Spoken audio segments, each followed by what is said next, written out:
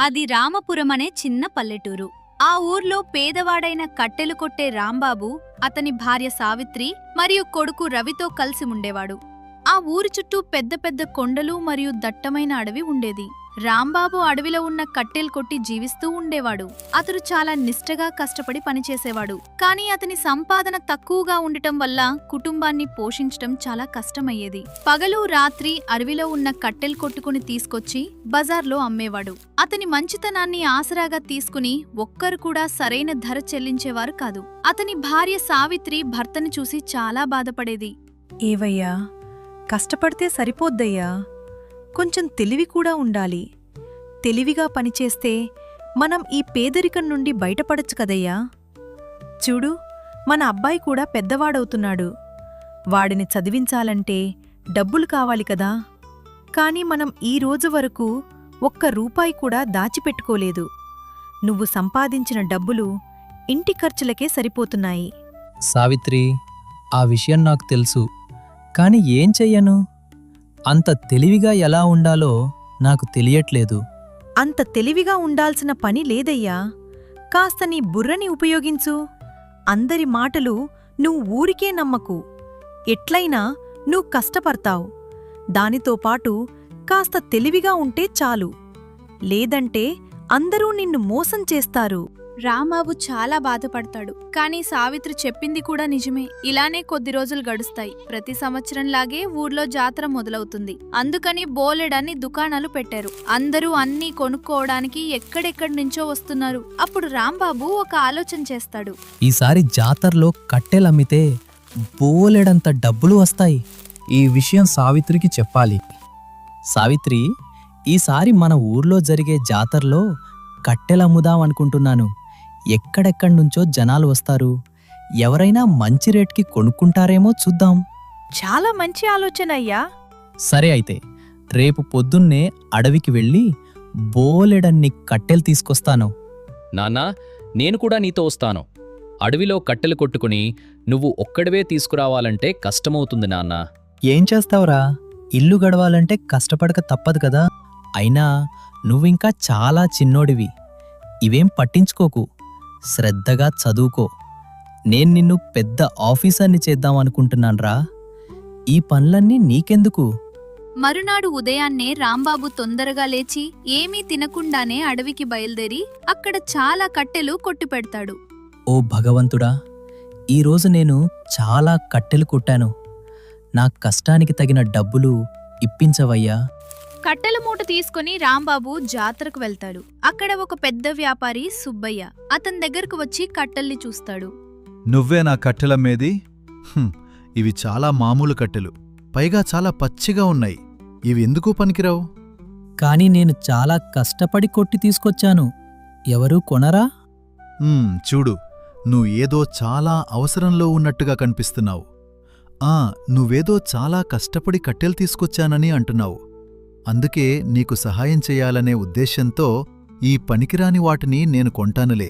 ఇదిగో 5 నాణాలు. రాంబాబు ఒప్పేసుకునే సమయంలో సావిత్రి వస్తుంది. ఆమె ఆ వ్యాపారిని ఎగాదిగా చూస్తుంది. ఇంత తక్కువకా? మీ ఉద్దేశంలో ఈ కట్టెలు ఎందుకు పనికిరానివా? నిజంగా ఇవి పనికిరానివైతే మీరెందుకు కొంటున్నారు?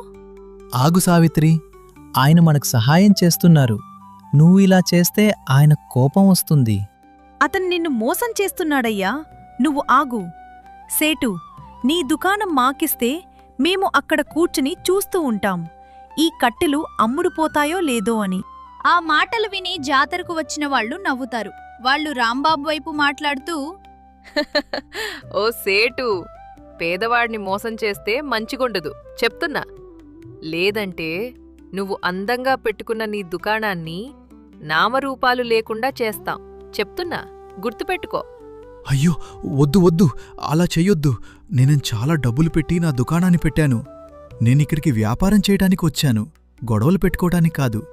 నేను కట్టెలకు సరైన రేటిస్తాను. దయచేసి ఏమీ చెయ్యొద్దు, వదిలేయండి. సుబ్బయ్యకి బలవంతంగా కట్టెలకు సరైన ధర చెల్లించవలసి వస్తుంది. ఆ రోజు రాంబాబుకి మొదటిసారి అతని భార్య సావిత్రి గృహిణి మాత్రమే కాదు, చాలా చురుకైనది కూడా అనిపించింది. కొద్ది రోజుల తర్వాత ఆ ఊరి సర్పంచ్ ఒక ఆర్డర్ జారీ చేస్తాడు. పన్ను చెల్లించకుండా ఎవరూ అడవి నుండి కట్టెలు కొట్టరాదని రాంబాబు బాధపడుతూ ఇంటికి వస్తాడు. ఇప్పుడు ఏం చేస్తాం సావిత్రి? అడవి నుంచి కట్టెలు తీసుకురాకపోతే మనం ఎలా బతుకుతాము? సర్పంచ్ గారేమో రూల్ పెట్టారు, పన్ను కట్టకుండా అడవిలో కట్టెలు కొట్టకూడదని. ఆ పన్ను కట్టడానికి మన దగ్గరేమో ఒక్క రూపాయి కూడా లేదు. నాకేమీ అర్థం కావట్లేదు. చాలా పెద్ద సమస్యే. అందరూ కట్టెలు కొడతారు, కానీ మనం ఏదైనా కొత్తగా చెయ్యాలి. అప్పుడు మనం పన్ను కట్టాల్సిన అవసరం ఉండదు కదా. అడవిలో కేవలం కట్టెలే కాదు, వెదురుకర్రలు కూడా ఉంటాయి. వెదురుకర్రలు కొడితే పన్ను కట్టాలని సర్పంచ్ చెప్పలేదు కదా. అవును సావిత్రి, నువ్వు చెప్పింది నిజమే. మనము వెదురు బుట్టలు, చేటలు అల్లి అమ్ముదాము.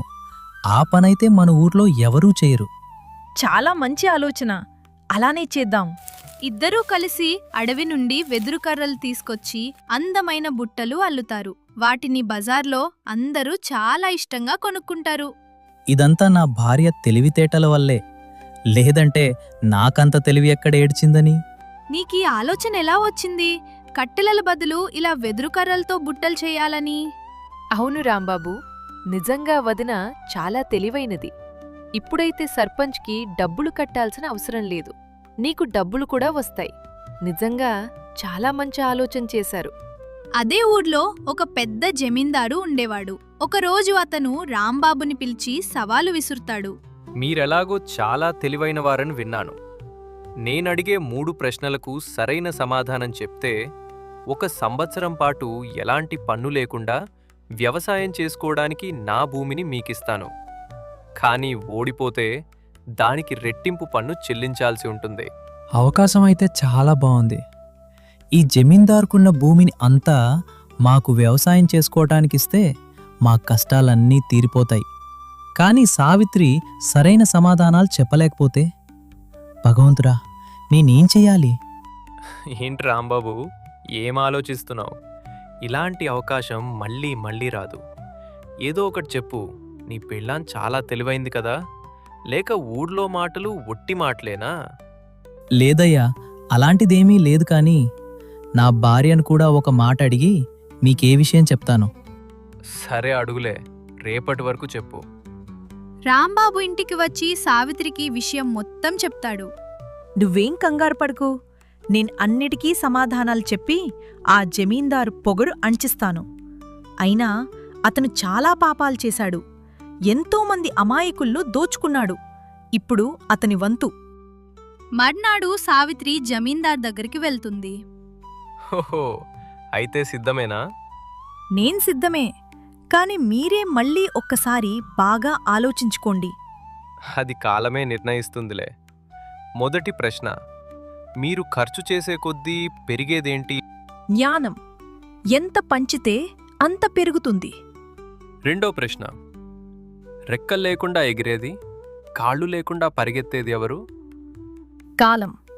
అత్యంత వేగవంతమైనది. అది ఎవరికోసం ఆగదు. చివరి ప్రశ్న, పేదవాళ్ళు ధనవంతులు ఇద్దరూ ఉంచుకునే రత్నమేది, కానీ దాని ధర ఎవ్వరూ చెల్లించలేరు? విశ్వాసం.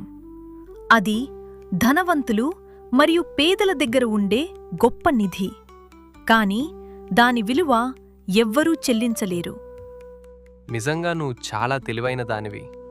నిన్ను ఎవ్వరూ ఓడించలేరు. నువ్వు నా అహంకారాన్ని పటాపంచాలు చేశావు. రాంబాబు, ఇప్పుడు మీరు నా భూమిలో 1 సంవత్సరం పాటు వ్యవసాయం చేసుకోవచ్చు. దానికి మీరు ఎటువంటి పన్ను కట్టాల్సిన అవసరం లేదు. కష్టపడి పనిచేస్తే డబ్బు సంపాదించవచ్చు. తెలివి, తేటల ద్వారా గౌరవం సంపాదించవచ్చు. నీతి. కష్టం తోడైతే జీవితం నిలుస్తుంది, తెలివి తోడైతే జీవితం మారుతుంది.